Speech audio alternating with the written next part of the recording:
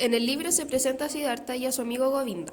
Siddhartha, después de adquirir los conocimientos de su padre, se dio cuenta que su espíritu estaba insatisfecho.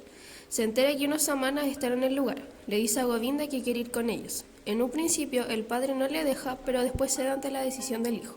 Es aquí donde Siddhartha empieza la búsqueda de su camino y Govinda lo acompaña.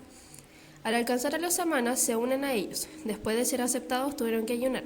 Los jóvenes eran guiados por el más viejo de los samanas. Aprendieron con la meditación a ser pacientes, a alejarse del dolor, a olvidarse de sí y ser uno con la naturaleza.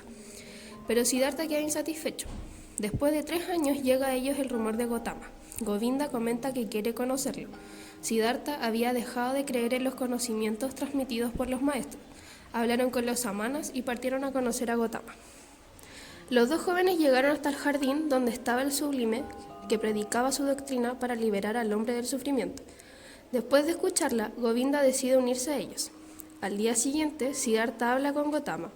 Al hablar, Siddhartha reconoce la inteligencia de este, y Gotama le advierte no exagerar en la búsqueda de su camino.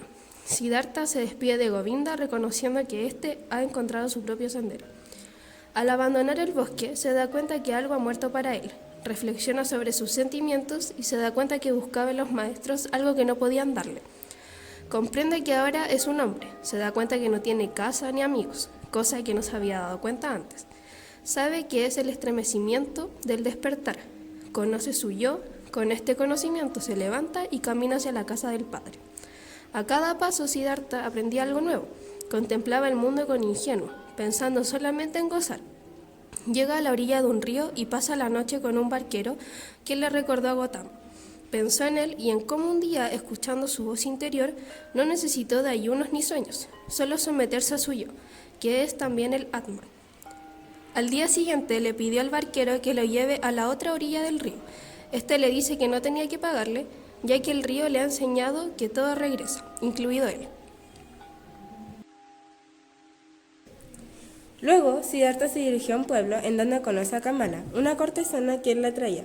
Este le dice que para estar con ella deberá pagarle. Ella lo lleva a conocer a Kamaswami, un comerciante que le enseñaría el mundo de los negocios y cómo obtener dinero. El joven samana ocupaba estas riquezas para complacer a la cortesana y así ésta le enseñaría el arte del amor. Años más tarde, Siddhartha ya había saboreado la riqueza y el poder que pudo conseguir a través de los negocios, pero su principal sentido se había perdido. Su vida había caído en un juego de niños, llamado Sansara, en el cual todo se volvía superficial, mientras su alma se perdía. Después de esto, Siddhartha toma la decisión de dejar aquel pueblo, incluyendo a Kamala, que en la última noche que estuvieron juntos había quedado encinta. Este caminó hasta la orilla de un río, para ahogarse en su propia desgracia. Mientras quedaba inconsciente, reencontró el sentido de su vida con el Om. Luego, su viejo amigo Govinda lo encuentra y le ayuda a despertar. Cuando este último emprendía camino, reconoce a quien lo había ayudado. Después de aquel encuentro, Siddhartha se reúne con el barquero, quien alguna vez lo transportó por el río. Este último, llamado Vasudeva, le enseña a Siddhartha a escuchar y observar el río. Mientras tanto, en el pueblo, Kamala se dirigía junto a su hijo a ver a Gotama. En eso, una serpiente muerde la pierna de la joven madre, causándole la muerte. Siddhartha reconoció a Kamala, ya que se encontraba cerca de ellos, y comprendió que el niño con el que se encontraba era su hijo.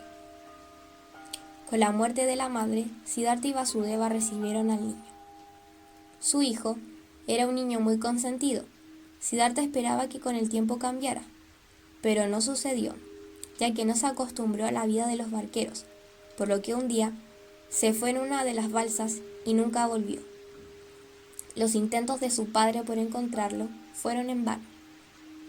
Siddhartha se encontraba muy triste por el abandono de su hijo. Sentía que nunca se iba a poder sacar esa sensación desgarradora del pecho. Pero una tarde, escuchando al río, comprendió que su padre había pasado por la misma situación cuando él se marchó con los samanas. Poco a poco, su padre y su hijo eran uno, que fluían con el río. Ahora todo fluía en armonía. Siddhartha había encontrado la sabiduría verdadera que tanto buscaba. Ese día, Vasudeva dijo que su hora ya había llegado y tenía que retirarse, así que partió al bosque y nunca más volvió. Tiempo después, Govinda había escuchado hablar sobre un sabio barquero que vivía en el río, así que decidió ir a visitarlo.